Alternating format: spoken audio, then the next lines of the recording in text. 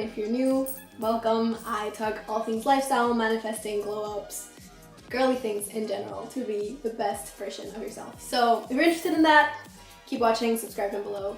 You know the gist. Today I'm going to be talking about the mindset shifts that literally changed the way I view life and consequently my life in general, and helped me glow up and become more confident and love myself more and all of that good stuff. The first shift is to understand that whenever you go out in public and feel judged, you're like, oh, they're looking at me, they probably think my hair looks weird, or they probably think I'm too tall, too small, too fat, whatever. This is really a projection of you judging yourself. It's not a gut feeling. It's not, I know that they're looking at me because I know. You never know. It's not real. It's not real from the outside. It's all about what you, like when you think others are judging you, you are really judging yourself. It's coming from within. Because think back to a time where you didn't think anyone was judging you because you were truly confident. You thought you looked great. You were feeling great. You probably didn't think that anyone was judging you.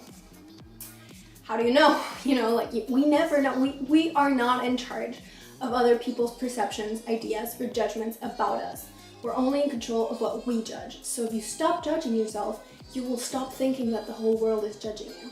The next mindset shift is mostly a thought reroute. It's kind of this fake it till you make it. You know, it does take time, it does take patience. It's every single time a guy doesn't like you or lives you undelivered, or a friend doesn't want to hang out, any single time you feel rejection of any kind by a person, instead of directly thinking, gosh, what's wrong with me? What did I do wrong? What didn't they like about me? Switch it to, okay, well, what's wrong with them?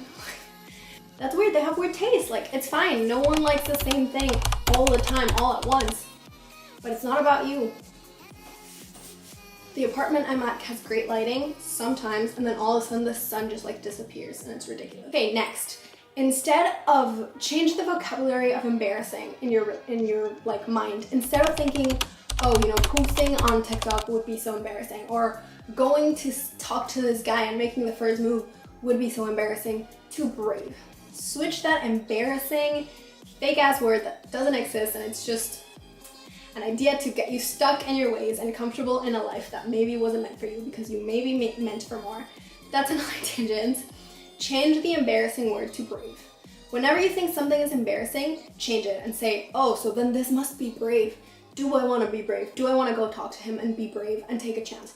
Do I want to start this business and be brave and take a chance? Switch the narrative. Like, you are in control of what's embarrassing and what's not. This is another one. Like, imagine that all of a sudden people started telling you that it's embarrassing that you eat breakfast every morning. Would you think it's embarrassing? Would you feel bad about it? Would you change it? No, you'd be like, okay, you're the weird one then. Like, what are you talking about? Embarrassment doesn't come from everyone else. It comes from within. What you think is embarrassing is. What you think isn't. Period. And it's the same thing with failure. Failure isn't real. It's a concept that society created. Failure only exists when you stop trying, when you stop giving, like when you give up.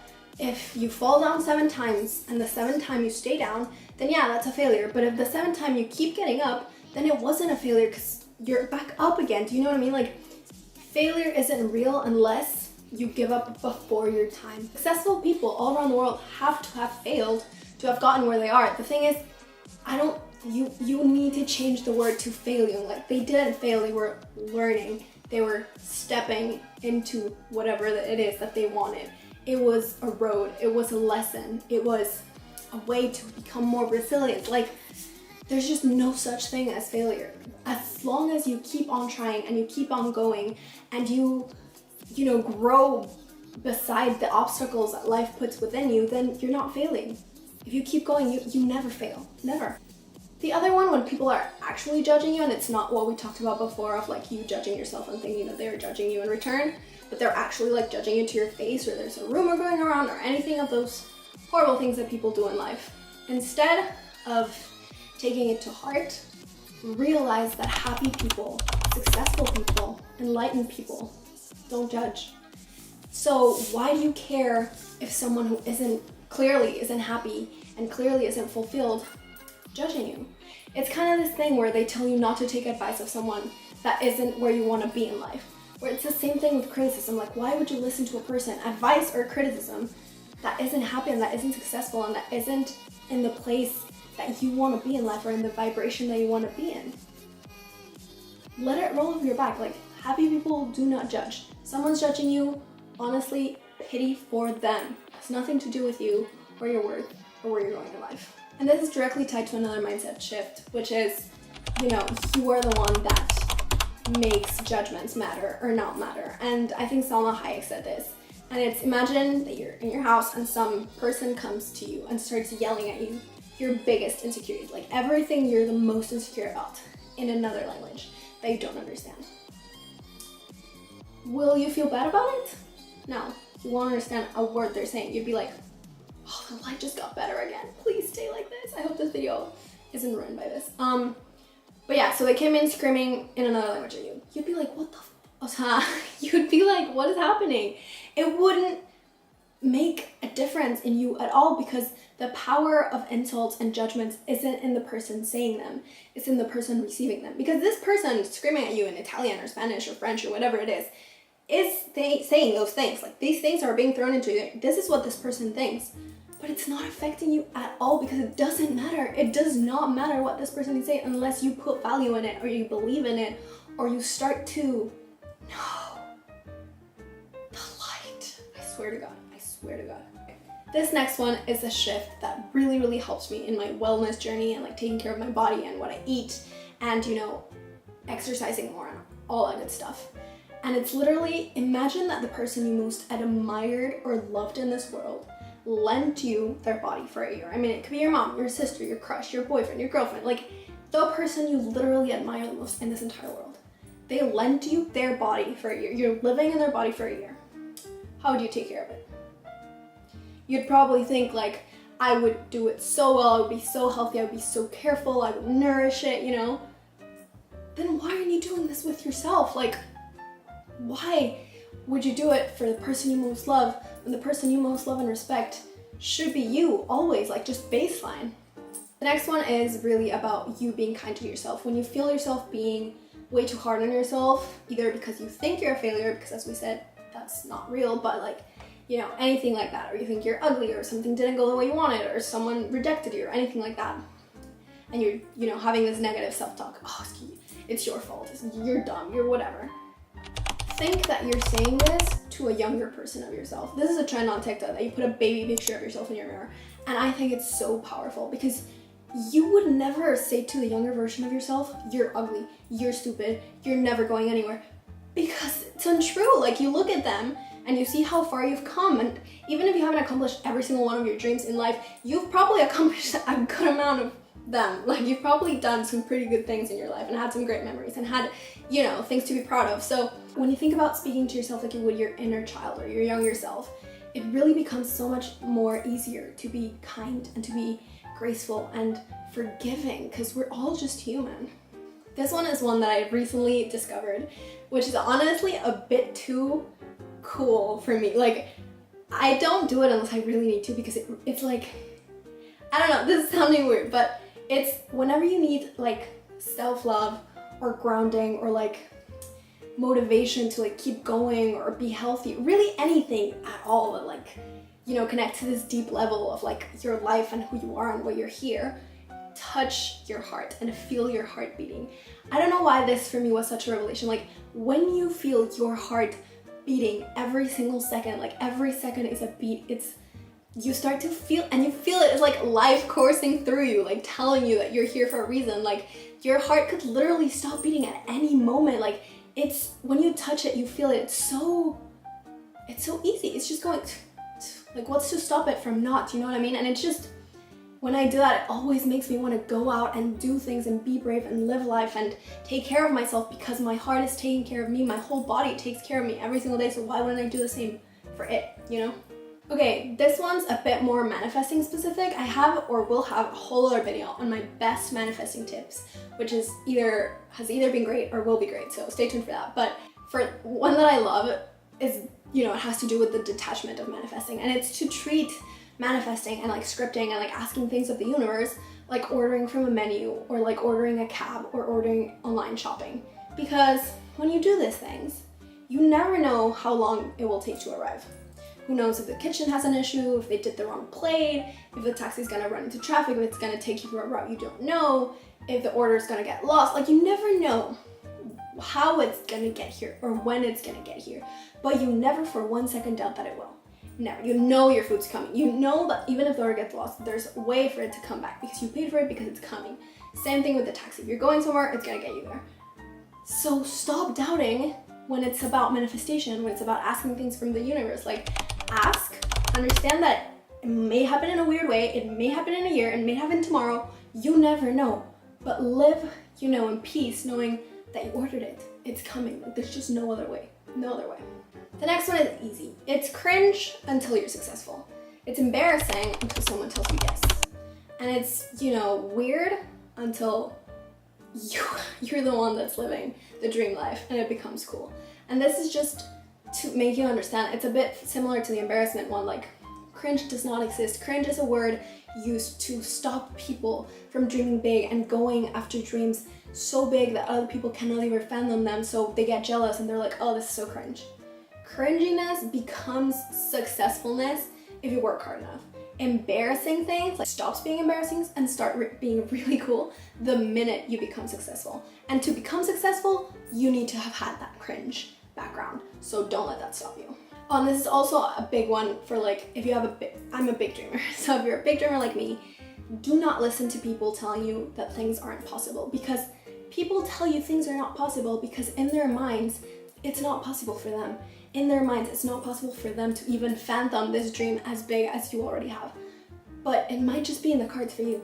When people tell you something is not possible, it's not likely, or they don't like it, or whatever, it's because they're projecting. This is them telling themselves, this will never happen to me. So don't listen to them because it might just be happening to you. Next, we have an analogy of how you look at your life. So you are the director of your own life. Your life is a movie and you're the director, because you're in charge of holding auditions for the people that want to enter your life.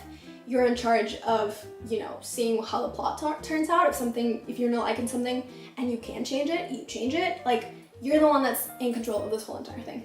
So you're in the director's chair, meaning, people come in, audition for you, you decide to let them in. But sometimes what happens is that people don't want to audition, which is totally fine, out of our control. But instead of saying, you don't want to audition for this project, I wouldn't want you in it, because hello, we step off our director's chair and we run over and audition for them in their director's chair. We're literally stepping out of our role of the main character, of the director of our life, to go audition for someone else's. And that just rubs me the wrong way. Like, hell no am I gonna leave my set, my life, my director chair to go audition for someone else because they didn't want to audition for me in the first place. Like, there's just no way that's happening. And I think that's just a great mindset shift to realize that you are in power and the things that you can't control as a director shouldn't bother you. Next is, I want you to imagine someone saying really bad things about either the person you most care about, like personality-wise, or your most loved and admired, like celebrity, like physically wise. Like, imagine you're the most amazingly attractive celebrity you can think of. And then imagine someone coming in and telling you, oh, I don't think they're that attractive at all. Would you immediately be like, oh, you're right, they're so ugly, oh my god? No, you'd be like, you have weird taste. Simple, valid, but simple. And same thing with the loved one. If someone came and told you the loved one is such a horrible person, you wouldn't be like, oh my god, you're right.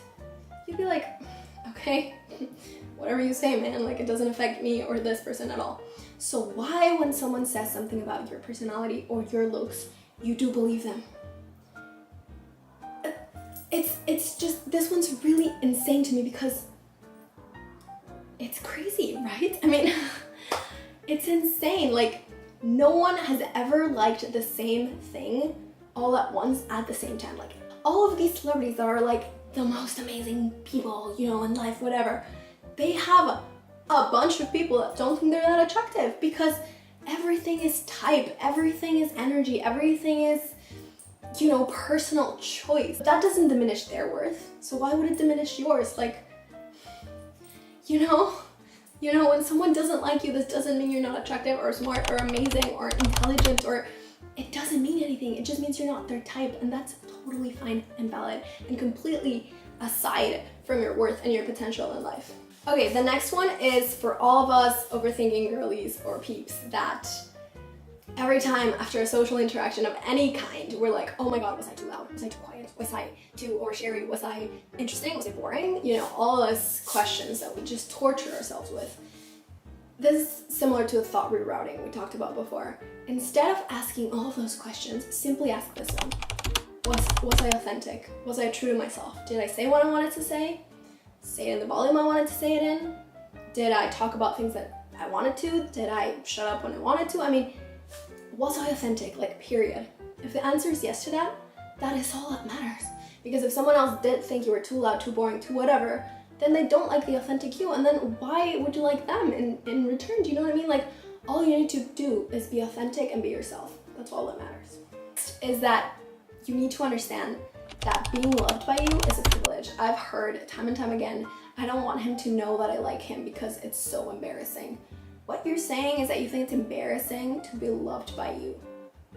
Why? Like, why? It's a privilege. This light, I swear to God. It's a privilege to be loved by you. Even, like, think back to people that have liked you in the past. Even if you don't like them back or want anything to do with them, you're never like, I mean, if you're a nice person, you're never like, oh my god, ew, I would never go out with them, they're the worst.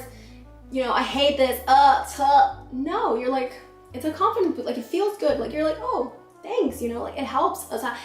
It's never ever embarrassing to love someone, to like someone, to be into someone. So stop framing the narrative that way. It's a privilege. Even if they don't want to be with you, that's fine, but it's not embarrassing. Okay, and last but not least, because this light is driving me insane, it's called the water bottle price analogy. And basically it says that a water bottle can cost $2 at the supermarket, then $5 at the movies, and then $10 at the airport. But the water bottle is exactly the same. Brand, size, flavor, all of it. So what changed? It's not the worth of the water, because that's exactly the same. It's simply the value that collectively society agreed that it was going to be worth in that specific place. So whenever you're feeling undervalued, look around you or look inside, because sometimes the undervaluing comes from here, and switch it, because you could be worth so much more in the right airport. So that's it. There's something going on with my camera, so I'm gonna stop the video right here, but I hope you guys enjoyed. If you did, please make sure to like and subscribe and comment down below what stood out to you the most or anything like that. Yeah, I love you guys. Have a great day.